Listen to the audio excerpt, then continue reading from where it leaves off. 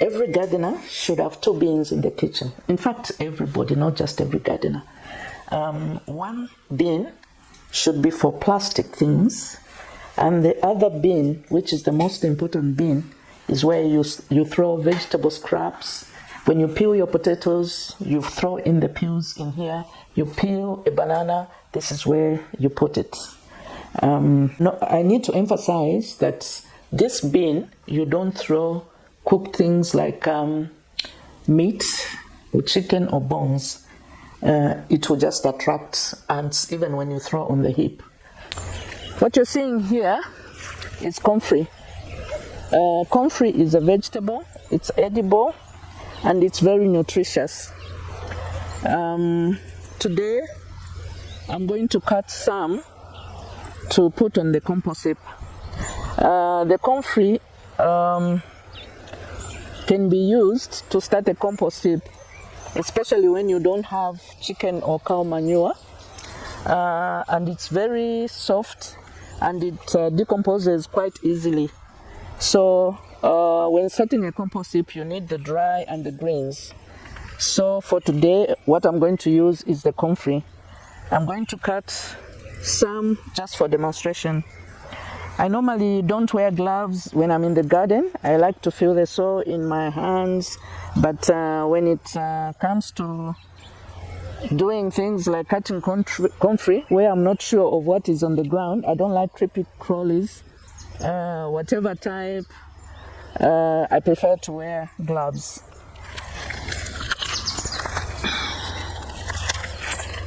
And comfrey is very easy to grow, it multiplies easily, and you can keep cutting, it will always come back.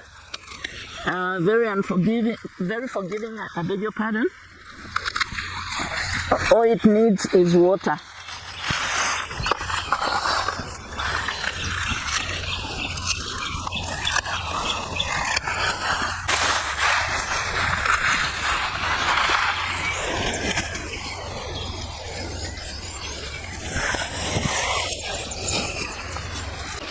I've got 3 bags of matter that is going to go on the compost heap. I've got here, the first bag has dry leaves, and then the second one has got chicken manure. The third bag is sawdust. Just want to show you what the sawdust looks like. This is the sawdust that I have. It's very fine.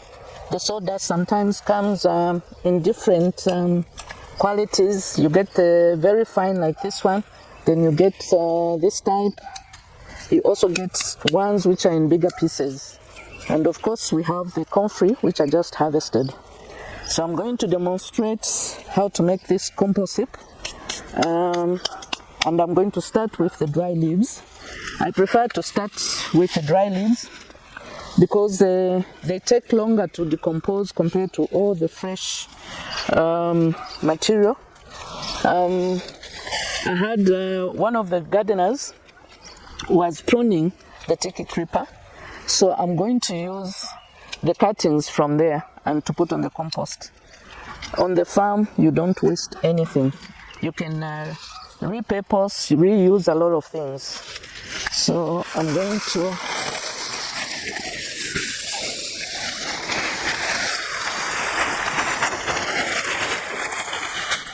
what's this now? I think a bee has bitten me, or something has bitten me. Now I'm wishing I should have worn my gloves. Maybe I should do that, because it's quite...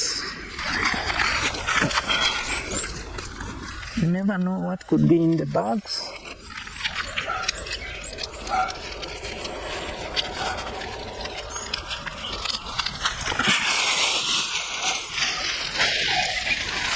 On the farm here, I've got some beehives.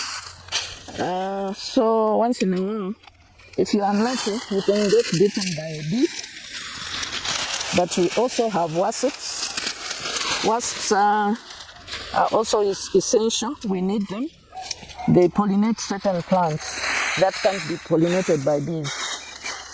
And as we all are aware, we need all these things to help us with pollination. Without them, we can't survive for a long time. So I've put the dry leaves at the bottom.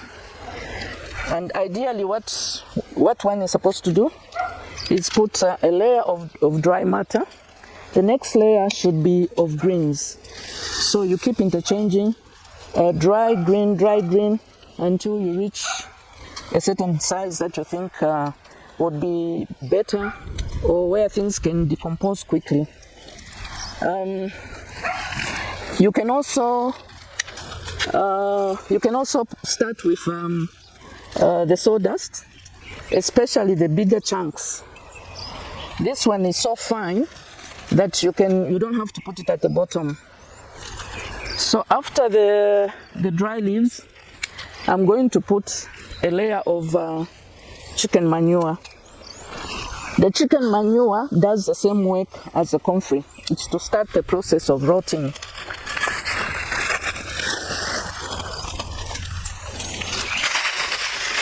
You can look at the quantity of leaves, the amount of leaves that you've put. And then your next layer of chicken manure, you should make sure that you spread it evenly, so that you don't put too much in one area, and the whole area should be covered. And there are no rules about the shape of your compost heap. It can be round, it can be like a mound like this one. My preference really is to use round, because I put a sprayer, and most of the time you'll notice that most of the sprayers, especially the ground sprayers, they spray. It's easier to keep a round heap of compost covered with water if you're using a ground sprayer, and it sprays like in a round format. But if you're going to use a hose pipe and hold the hose pipe maybe with a sprayer, you can choose your shape, which is easy for you.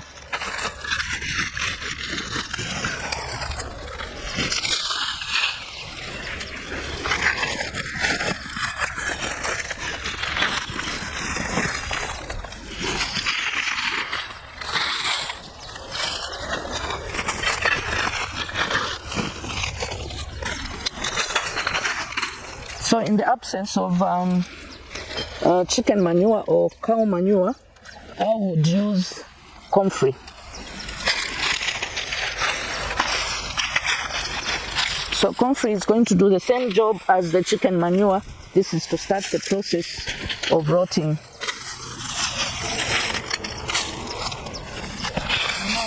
The comfrey contains a lot of nutrients. Say for human consumption, you get protein from comfrey. It's like a vegetable protein, and that's why the nutritionists will always advise the children that are malnourished to be given a vegetable like this one. This is just like chihuahua. It actually does taste a little bit like chihuahua, and it's very nutritious, especially when you add peanut butter. And remember, even with chihuahua, we do add peanut butter. So it has nutrition that can address deficiencies in plants, such as nitrogen. And the chicken manure is also very high in nitrogen, and that's why most of the time it's recommended that you only use a bit of it. And in fact, for the chicken manure, it's recommended that you use it in its dry form and not when it's raw, because if it is wet or very fresh, it can burn your plants.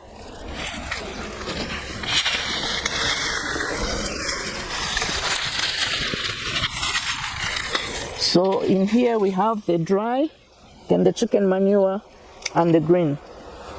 So instead of putting dry leaves, I'm just going to put some sawdust. Sawdust, especially this fine sawdust. If you're in a hurry to make your compost, if you need your compost very badly, You can use the fine sawdust and mix it with comfrey or any green material. It doesn't have to be comfrey. If you don't have comfrey, you can use whatever you have in your garden, like maybe lettuce leaves. I'm not so sure with cabbage, because there are so many chemicals that are sprayed on the cabbage to get it ready for the market. Here on the farm, we don't use a lot of chemicals on even on my plants. I like to use the organic ones, the organic fertilizers. I like to use the neem-based pesticide, just to avoid a lot of chemicals on the place.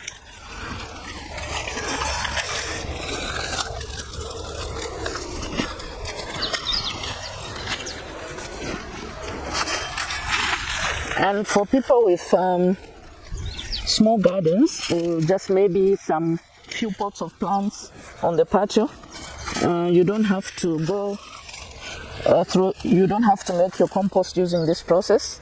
All you need to do is buy those refuse bags and buy some sawdust, a bag or two of chicken manure or cow dung.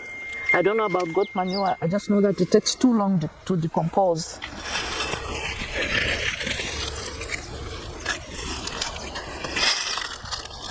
And you can put whatever we put here would go in a refuse bag, a black one, and you put water, close it up, and leave it to sit for probably 2-3 months for everything to degrade completely. At this point, if I'm making a small heap and we have water, I would have sprayed with water. But thanks to load shedding, we don't have water. So the first layer I started with dry leaves.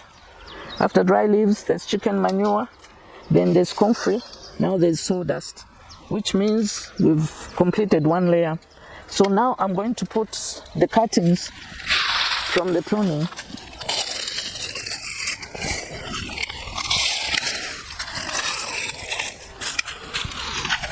The tiki creeper is overgrown and some of the branches are quite hardy, so which means they will take a longer time to decompose, and that's why we are cutting them in smaller pieces to hasten the rotting process.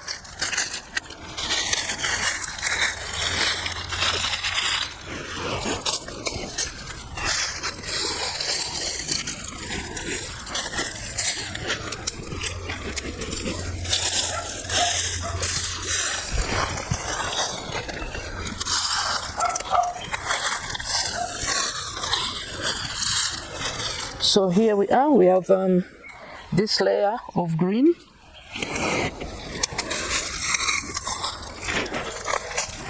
I'll just add some more green using the comfrey.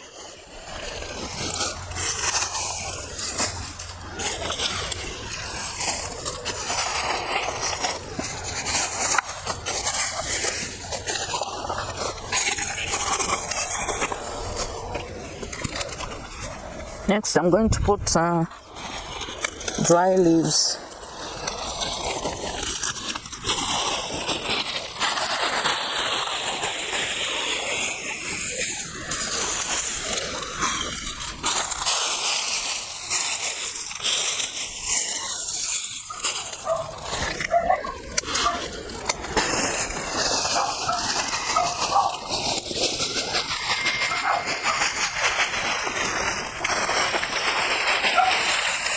Aleta inangu bag ya mama tape Rachel.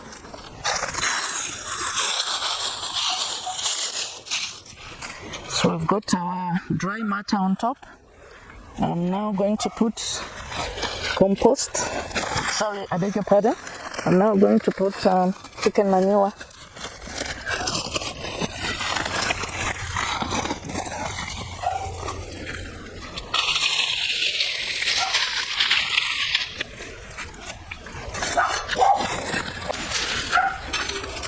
On top of the chicken manure, I'm going to put sawdust.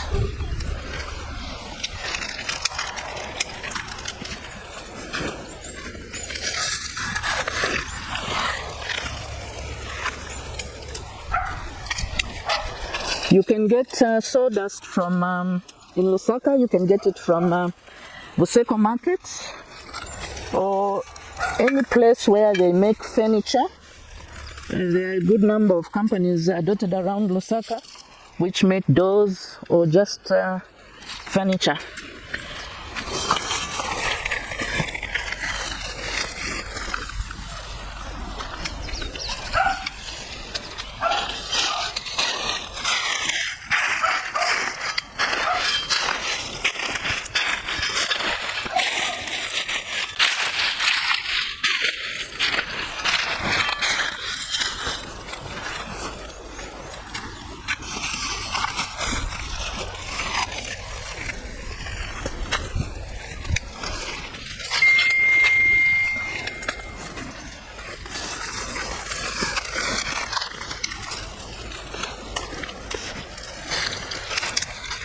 So now we put enough dry material, so I'll add the green material. If you want to make compost fast, you're better off using the sawdust, and you use green matter, but not the tiki creeper, because the tiki creeper has a lot of hard branches, so they'll take longer to disintegrate.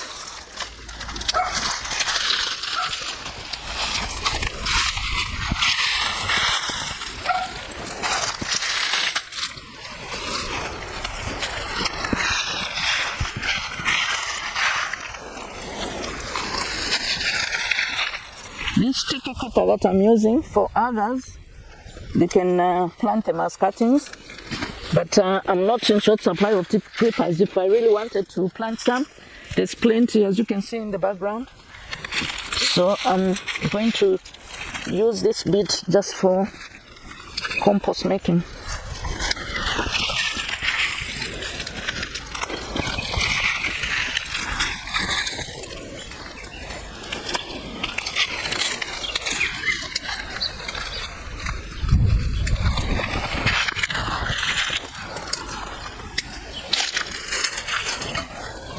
So once more, I'm going to add the dry matter.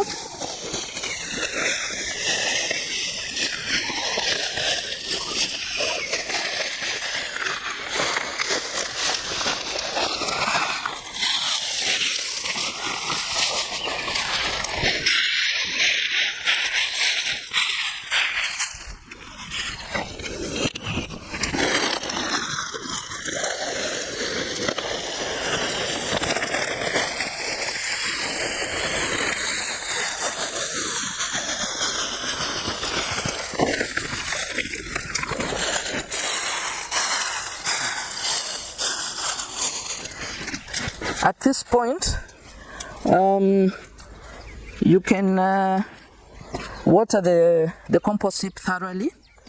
When you water thoroughly, it means even the brown leaves will not be flying off with the wind, and the water will stay locked in because you've got chicken manure, you've also got sawdust there.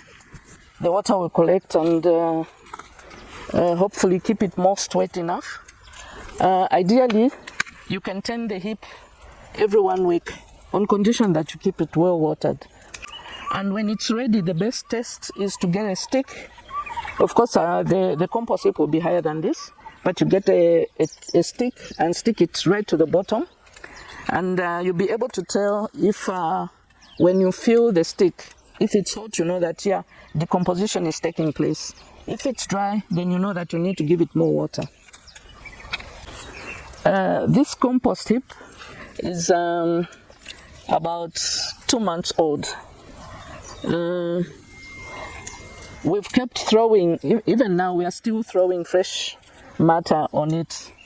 Ideally, we're not supposed to do that, but because there are bigger twigs in here and we know that it's going to take more time, so we can afford to throw fresh matter on it.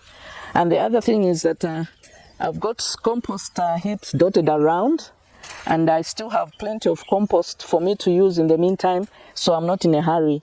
So we turn this one, not weekly, but every fortnight we turn it. And when we turn it, we put water. But like I said, we continue to throw matter on top. Even the things from the kitchen, from the bins, sometimes they can be thrown on this compost heap. Like I said, there are quite a number dotted around, but whatever heap is nearest, we throw those leftover vegetable and fruit on the compost heap nearest to the house.